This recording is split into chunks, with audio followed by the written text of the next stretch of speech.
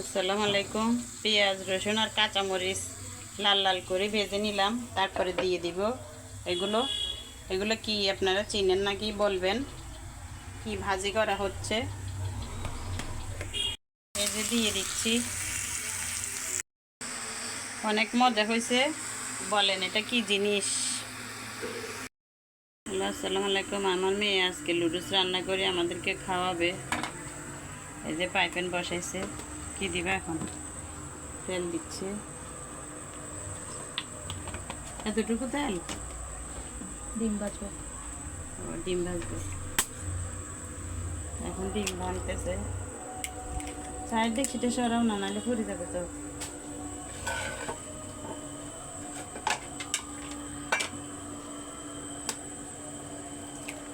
দুইটা ডিম দিচ্ছে।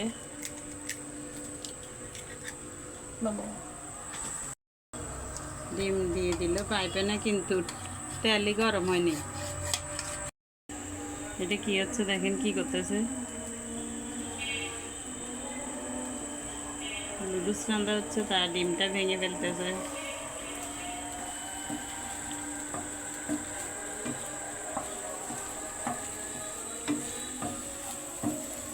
এদিকে লুডুস সিদ্ধ হয়ে গেল। এখন ঢেলে নিচ্ছে, আবারও তেল দিচ্ছে। একটু তেল দিছে, দিয়ে দিল কাঁচামরিচ আর পেঁয়াজ। এত অল্প তেলে হবে? কে কে এত বড় কাঁচামরিচ দিয়ে লুডুস খাইছেন বলবেন। লুডুসের পানি দিয়ে দিল, এখান থেকে একটু কাপে করে পানি নিয়ে এখানে দিয়ে দিল। এখন দিয়ে দিচ্ছে টমেটো সস। টমেটো সসও দিয়ে দিল।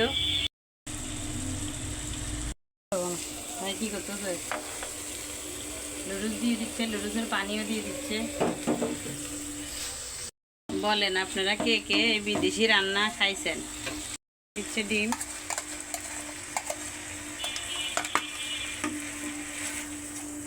আমার নুডলস খাই কয় না। এখন কি করতেছে, লুডুসটা ঢেলে দিল।